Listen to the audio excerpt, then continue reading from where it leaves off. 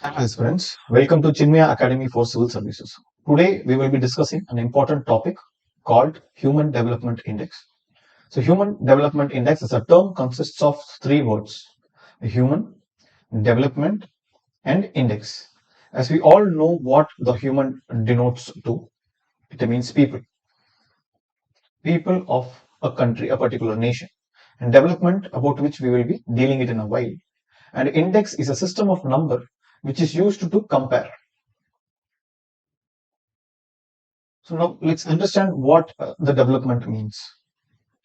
A development is a process of expansions of human capability. So how can we say a human's capability is being expanded?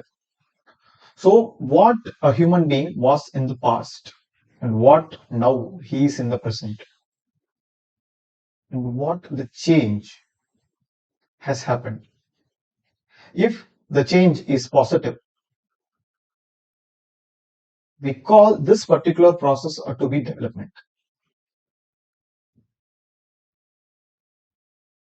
So with this, let's understand the difference between development and growth. See, growth can be positive as well as negative. Let's say, for example, a country is growing economically,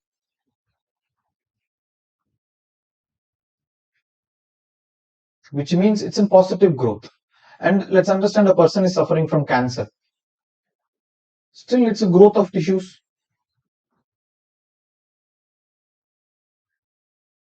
Still, it's a growth, which means growth can also be negative. But in the case of development, the change always has to be positive. Again, coming back to the topic, the choices what we make, we should be free to make those choices. At the same time, the choices should be available too. And so the basic human rights has to be fulfilled. At the same time, freedom has to be made intact, and opportunity and improving people's well-being also has to be made sure. And these components comes together to define what a development is. Let's understand this with an example. Say there is this person X who has lots of money, but he is not well educated, not educated. At the same time, he suffers from some kind of chronic diseases. Let's say he is ill. Just because he has money, you cannot call this person as developed. So in order to call a person a developed, he should have an all-around growth, that is a multi-dimensional growth. So here we are interested about a human development. So in what are the dimensions the human has to get developed is what we are going to discuss.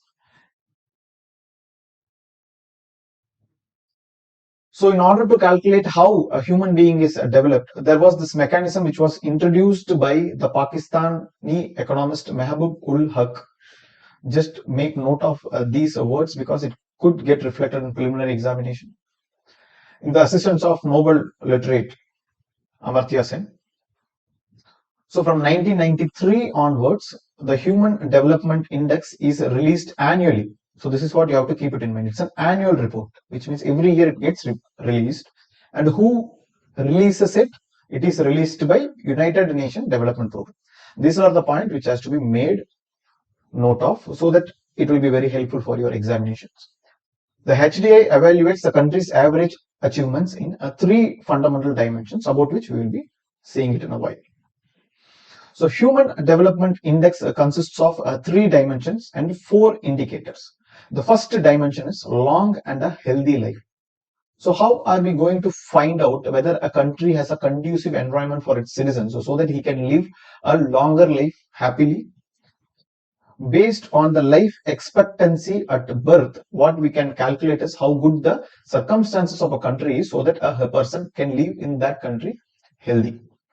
So this is what the indicator by which we calculate health. At the same time, the knowledge of a person is being calculated using two indicators. The first indicator is expected year of schooling. The second indicator is mean year of schooling. So here what we need to note it down is we are not concerned about literacy rate. So here we are concerned about knowledge, which means how much a person is educated. So here the expected year of schooling means these are for children who are how much year they are expected to go to a school. Let's say there is this person who joined school at the age of 3. How much year is this particular kid is going to have his school education is what is known as expected year of school. Let's say this kid is going to study up to 12th standard, which means he is going to study up to 12 years from now onwards, which means the expected year of schooling is 12 years. So mean year of schooling speaks about how many years an adult have gone to the school. Adults have gone to the school. For example, there are 4 people. One person who has gone to the school for let's say 10 years, and second person is gone for the school for 5 years, and third person have gone to the school for 5 years, and there is this fourth person who have never went to school. So here the mean year of schooling is what we would do is we will add all the years which comes to 20 and we divide it by the number of people, which is 4. So mean year of schooling here is 5 years. Based on this, what we can calculate is the knowledge what a country has, a society has, a community has. So with respect to expected year of schooling, this speaks about how much the children are expected to study in a particular country. And the mean year of school is speaking about how much the adults in the country have already studied. This is where you have to be very clear about. So now the education index is also being seen. And the GNI, the gross national income per capita, this is what you have to note it down in purchasing power parity. What does purchasing power parity means will be held in a different video.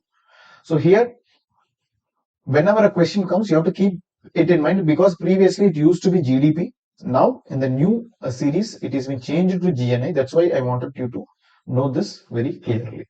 So on the basis of these 4 indicators on these 3 dimensions, what we are going to calculate is the Human Development Index. So this is what we have already discussed. So health, education and income is being calculated through life expectancy at birth, and education is calculated through mean year of schooling for children's and expected year of schooling for the people who have already finished schoolings. So here the gross national income is what is being calculated, the two on the basis of purchasing power parity. Next, human development index are divided into, the countries are divided based on their score into 4 categories, that is 0 to 5.49, which is 5.5 is considered as low human development countries. Medium human developed countries 0.55 to 0.699. It's very important because India falls under this category. And high human development index is about 0.7 to 0.7999. And a very high human development countries are 0.8 to 1. So here what are the information we do have is that when the number is lesser, which means the country is suffering from lower human development, as the number increases, the country is getting better and better. So it is being calculated from 0 to 1. So 0 being the worst and 1 being the best. So the countries like Switzerland comes under these categories where it's around 9.986 is what the score of Switzerland is. So they come under very high human development category. So let us now discuss about the latest trend in human development report based on the report recently released. So the report was titled Breaking the Gridlock, Reimagining Cooperation in a Polarized World. So as we all know, the world is right now standing polarized, which could be a very big hindrance in overall human development. That's why the title was aptly given.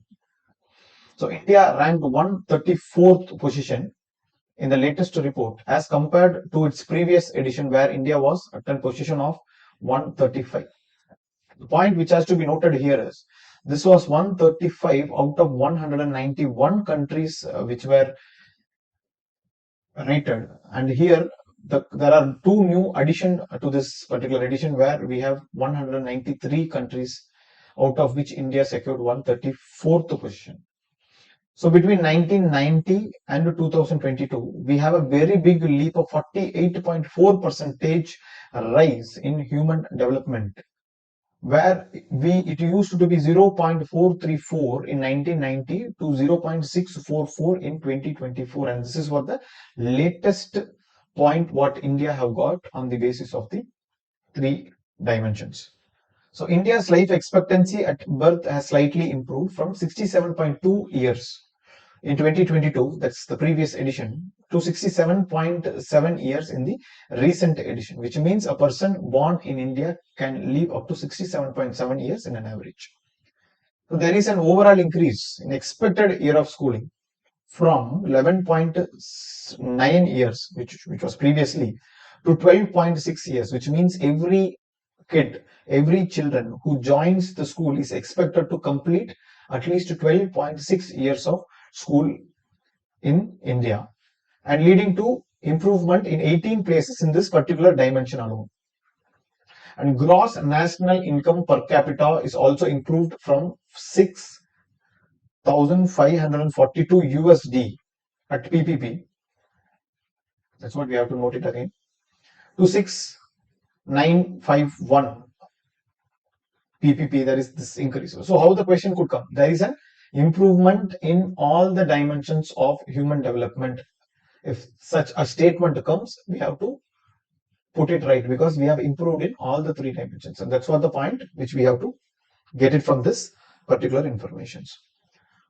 So let's discuss comparatively with the Indian neighbors, and there is a question which could be expected from these topics also. So Sri Lanka, which has been ranked much ahead at 78th position, while China ranked 75, both categorized under high human development. So now we need to understand that Sri Lanka, which might sound a poor country, is actually been at a higher position than India, because it is multi-dimensions. There are three dimensions which has been taken into account. That's what the idea is. At the same time, the Bhutan, which stands at 125th, and the Bangladesh, which stands at 129th position, are doing better in human development index than India. And the countries which is performing worse than India are Nepal and Pakistan. That's what the point which we have to note it down. So here in overall South Asia, the country which performs better than India are Bhutan, Bangladesh, Sri Lanka, and China. So that's what we have to understand here. So let's understand how the trend of India's progress is for the last 32 years. In 1990, as we have already seen, it was 0.44, and now the gap between the world's average and India's human development index is being getting converged, and probably if this particular trend continues, there would be a point where India's HDI would be greater than the world's HDI. So we are moving in a good trend, and that's what the conclusion which we may get from this particular graph. With this, let's end today's topic. See you in another video. Thank you.